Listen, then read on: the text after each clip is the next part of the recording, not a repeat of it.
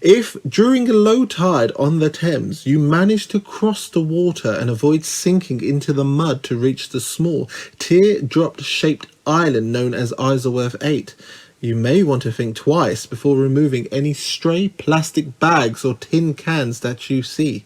Located near West Middlesex University Hospital, the Ait is home to the two rare species of snail, the two-lipped door snail and the German hairy snail. Both snails thrive on debris left by retreating rivers. Thames silt is rich in microscopic fragments of animal and plant material.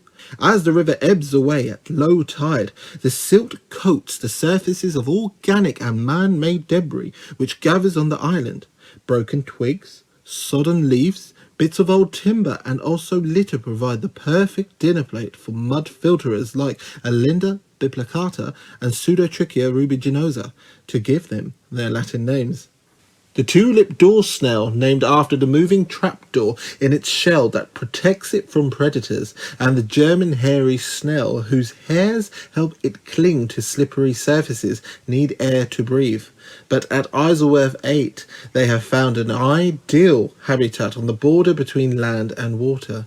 So unique is this habitat that snail specialists from across Europe come to visit Isleworth Ait, and local volunteers are instructed to check the underside of any offending rubbish before disposing of it. Meanwhile, the snails help filter out the rotting material from the river. This two-way relationship between people and the natural environment goes back a long way. The medieval lords of present-day Isleworth drove wooden stakes into the river to create weirs of different levels for fishing. Isleworth Weir was destroyed and rebuilt several times.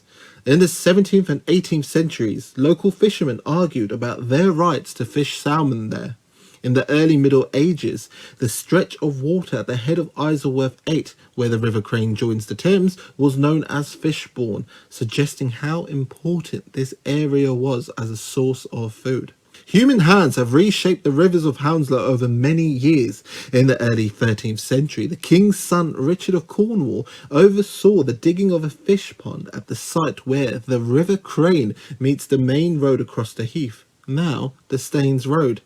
Babworth Pond, as it was called. It was where Babber Bridge gets its name. 2 centuries later, in the 1540s, the Duke of Northumberland cut a new river to reinforce the flow of water, driving Isleworth Mill.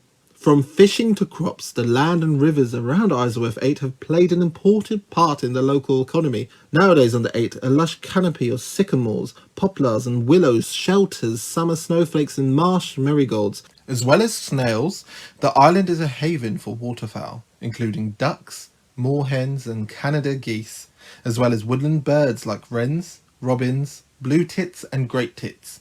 Protected from human interference by the waters of the Thames, birds love to gather on the island to breed. But it wasn't always like this. A watercolour sketch from 1829 shows that as recently as the 19th century, Isleworth Ait was covered with a dense crop of osiers, a low, bushy type of willow.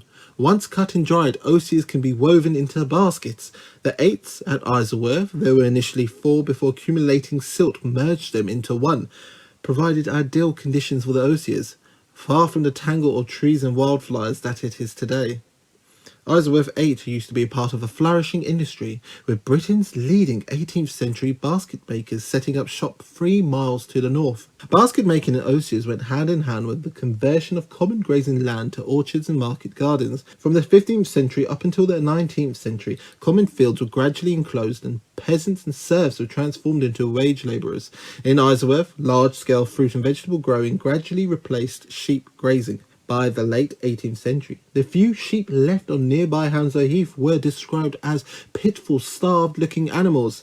As London's appetite for fresh produce grew, traditional grazing practices suffered. The osiers that covered Isleworth Ait supplied the raw material for the baskets that carried strawberries, raspberries and other produce to the capital.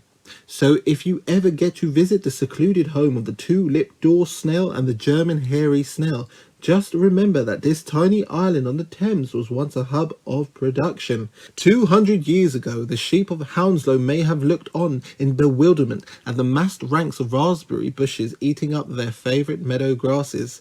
Today, thanks to the growth of London's suburbs and the decline of agriculture, Hounslow's rare snails are largely left in peace.